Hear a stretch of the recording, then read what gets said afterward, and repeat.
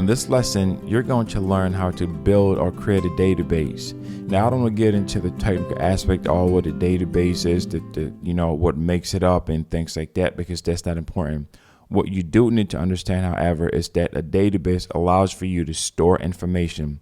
So in order for Joomla to work, you need to connect it to a database. So all your user accounts, all your information there, whether it's your content, your images, your videos, your link, all those things are being stored in this database that you're going to create.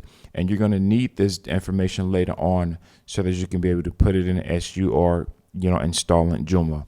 So once again, if your dashboard doesn't look something like this, make sure to contact your web host and ask them how do you install or create a database, and they're going to be able to let you know exactly where to do that. And once you've gotten that information, if your dashboard looks like this, just click on MySQL databases. On this page, you're going to have a prefix. All databases have prefix based on your domain. Now, this is a demo account that I set up for this course. So as you can see here, I've created several demo databases for testing purposes. So what you want to do, you want to name your database. Whatever name you come up with, it doesn't have to be anything extensively long.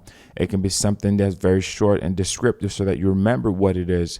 As your site as you add more sites, for example, more stuff, then you may want to create things with names that you remember. So for this one, I'm just going to call Helix U, and then you click on create database, and you get this message that your database has been added successfully. So I'm just going to right click, hover over that, and then just copy this, because you're going to need this information later on when you are connecting Joomla. So you go to back, and from here you want to scroll down. You want to find where it says add new user. So this is the user that's connected to. Once again, I won't get too technical, but for the user, you can use the same name as your database, or you can create something else. But for this purpose, I'm just going to create the same thing, Helix U.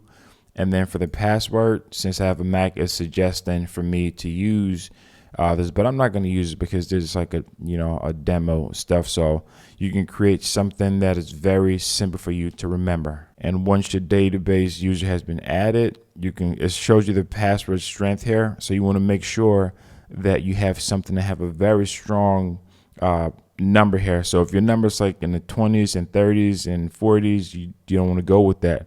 So once you've done, you click on create user. And then once that user is successfully added, you get the same message. Once again, I don't have to copy this, but I already have it. So I'm going to click on back.